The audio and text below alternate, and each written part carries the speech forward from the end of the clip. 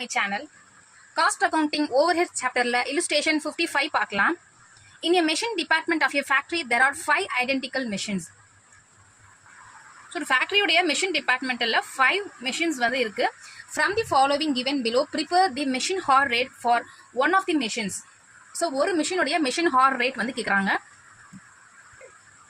Space of the department 10,000 square meters.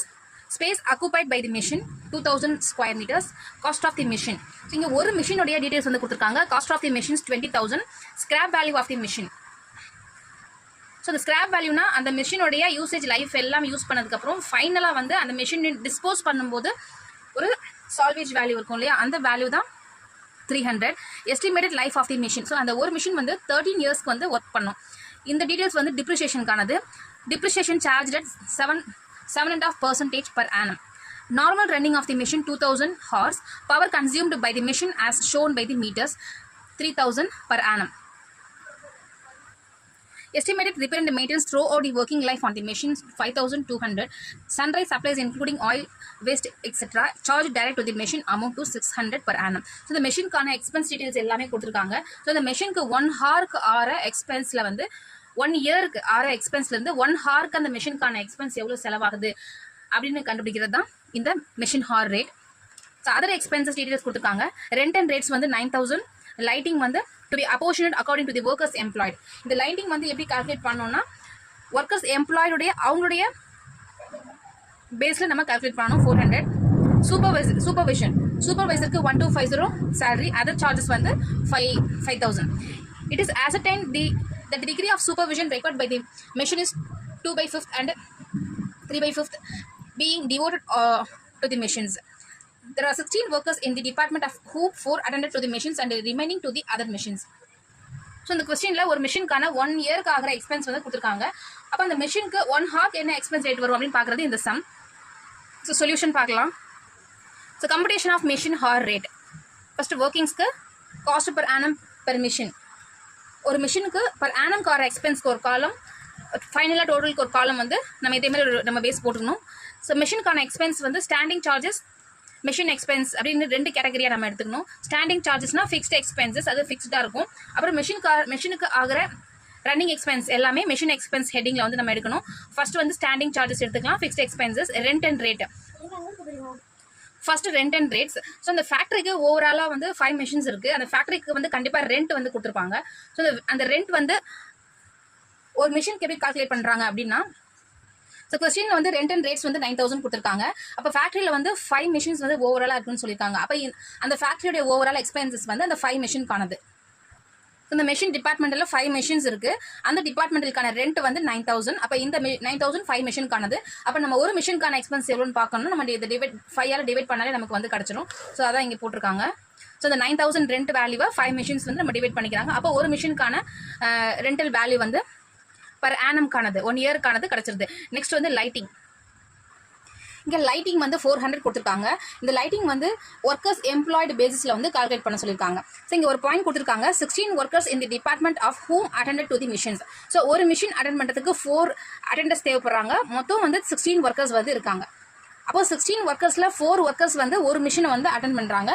And remaining to the other machines, மீதி பேர் வந்து other மிஷின்ஸை பார்க்குறாங்க. அப்போ ஒரு மிஷினுக்கு வந்து 16க்கு 4 ஒர்க்கர்ஸ் வந்து அந்த மிஷினை அட்டெண்ட் பண்ணுறாங்க. ஸோ இந்த லைட்டிங்கை நம்ம வந்து 16 ஒர்க்கர்ஸ்க்கு 4 ஒர்க்கர்ஸ் வந்து இந்த பர் மிஷினுக்கு வந்து அந்த மிஷினை அட்டெண்ட் பண்ணுறாங்க. ஸோ 4/6 ஒர்க்கர்ஸ் வந்து அந்த மிஷினில் ஒர்க் பண்ணுறாங்க. அப்போ இந்த ரேஷியோவில் நம்ம இந்த 400 நம்ம எடுத்துக்கிறோம். 4/16 × 400. அப்போ 100 வந்து கிடைக்கிது. இதுதான் பர் ஆனம் 1 இயருக்கான லைட்டிங் எக்ஸ்பென்சஸ். இப்போ சூப்பர்விஷன் வந்து சூப்பர்வைசர். இந்த சூப்பர்வைசருக்கு என்ன கொடுத்துருக்காங்க அப்படின்னா 2/5 இந்த ரேஷியோவில் பர் மிஷினுக்கான சூப்பர்வைசர் எக்ஸ்பென்ஸ் சேலரி வந்து ஆகுது. பேலன்ஸ் 3/5 வந்து அதர் மிஷினுக்கானதுன்னு சொல்றாங்க. அப்போ பர் மிஷினுக்கு வந்து நம்ம இந்த 2/5 வந்து நம்ம எடுத்துக்கலாம். அப்போ சூப்பர்விஷன் எக்ஸ்பென்ஸ் வந்து 1250 இருக்கு. நம்ம அதை 2/5ஆல மல்டிபிள் பண்ணும்போது நமக்கு பர் மிஷினுக்கான சூப்பர்விஷன் எக்ஸ்பென்ஸ் வந்து கிடைக்குது. அதர் சார்ஜஸ் வந்து 5000 கொடுத்துருக்காங்க. ஸோ இது வந்து ஸோ இது ஓவரால் 5 மிஷினுக்கானது. நம்ம அதை டிவைட் பண்ணி பர் மிஷினுக்கானது எடுத்துக்கலாம். ஸோ இது நம்ம எல்லாம் டோட்டல் போடும்போது இது 3400 அப்படிங்கிறது ஒரு மிஷினுக்கான 1 இயர் எக்ஸ்பென்ஸா வந்து கிடைக்குது. இது standing expenses. Total standing charges 3400 கிடைக்குது. நெக்ஸ்ட் வந்து மிஷின் எக்ஸ்பென்சஸ் வந்து மிஷினுக்கு ரன்னிங் சார்ஜஸ் என்னன்னு பார்க்கலாம். அதுக்கு வந்து ஃபர்ஸ்ட் டிப்ரிசியேஷன் வந்து எடுக்கிறோம். டிப்ரிசியேஷனுக்கு கொஸ்டின்ல வந்து சம் டீடைல்ஸ் வந்து கொடுத்துருக்காங்க.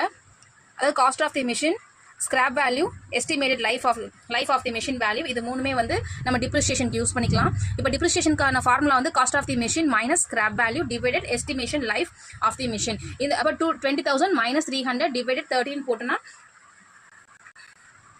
ஸோ டிப்ரிசியேஷன் நம்ம அப்படியே நம்ம ஃபார்முலா கொடுக்கலன்னா, நம்ம இந்த டீடைல்ஸ் கொடுக்கும்போது இந்த ஃபார்முலா படி நம்ம இப்படி தான் நம்ம டிப்ரிசியேஷன் நம்ம எவ்வளோ பர்சன்டேஜ்னு கால்குலேட் பண்ணுவோம். ஆனால் இங்கே டிப்ரிசியேஷன் சார்ஜஸ் வந்து ஸ்ட்ரெயிட்டாகவே அவங்க பர்சன்டேஜில் கொடுத்துருக்காங்க. ஸோ நம்ம வந்து இப்போ கால்குலேட் பண்ண வேண்டாம். இந்த 7.5% நம்ம அப்படியே ஸ்ட்ரெயிட்டாக எடுத்துக்கலாம். இப்போ இது காஸ்ட்டில் வந்து 7.5% வந்து டிப்ரிசியேஷன். ஸோ நம்ம அங்கே அதை இங்கே எடுத்து போடலாம். இப்போ டிப்ரிசியேஷன் வந்து 20,000ல் 7.5% வந்து 1500. அப்போ இது ஒரு மிஷினுக்கான பர் இயர் டிப்ரிசியேஷன் வேல்யூவா இருக்கு. ஸோ ரிப்பேர் அண்ட் மெயின்டெனன்ஸ் வந்து 5200 கொஸ்டின்ல கொடுத்துருக்காங்க. ஸோ ரிப்பேர் அண்ட் மெயின்டெனன்ஸ் வந்து நம்ம அது ஹோல் ரன் ஓவரால் எக்ஸ்பென்ஸ் தான் இந்த 5200. ஸோ ஓவரால் எக்ஸ்பென்ஸ் அப்படிங்கிறது இந்த மிஷின் 13 இயர்ஸ்க்கு ஒர்க் பண்ணும். அப்போ நம்ம இங்கே பர் இயர் கடந்து கால்குலேட் பண்ணிட்டு இருக்கோம். அப்போ நம்ம 30 நாள் நம்ம டிவைட் பண்ணும்போது நமக்கு பர் இயர் எக்ஸ்பென்ஸ் வேல்யூ கிடைச்சிடும் 400. நெக்ஸ்ட் சன்ரை எக்ஸ்பென்ஸ் வந்து கொஸ்டின்ல 600 per annum கொடுத்துருக்காங்க. ஸோ அது ஆனம்ன்றதுனால நம்ம பர் இயர் கடந்து அப்படியே எடுத்துக்கிறோம். நெக்ஸ்ட் பவர் வந்து 3000 per annum கொடுத்துருக்காங்க. நம்ம அந்த வேல்யூ நம்ம பர் ஆனுவல் கால்குலேஷனுக்கு நம்ம அப்படியே எடுத்துக்கலாம். இப்போ இந்த மிஷின் எக்ஸ்பென்ஸ் எல்லாம் நம்ம டோட்டல் போட்டுக்கிறோம். 5500 கிடைக்குது. இப்போ ஸ்டாண்டிங் சார்ஜஸையும் மிஷின் எக்ஸ்பென்ஸையும் நம்ம ஆட் பண்ணும்போது 8900 வந்து கிடைக்குது.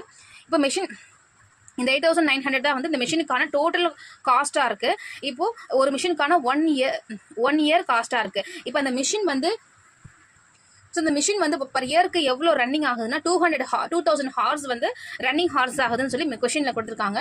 அப்போ 2000 ஹார்க்கு 1 இயருக்கு 8900 எக்ஸ்பென்ஸ் ஆகுதுன்னா பர் ஹார்க்கு எவ்வளோ நம்ம கண்டுபிடிக்கிறதுக்கு 8900 டிவைடட் 2000 ஹார்ஸ் போடும்போது நமக்கு பர் ஹார்க்கான ரேட் வந்து கிடைக்குது ₹4.45. இதுதான் வந்து அந்த மிஷினுக்கான 1 மணி நேரத்துக்கு ஆகிற செலவு.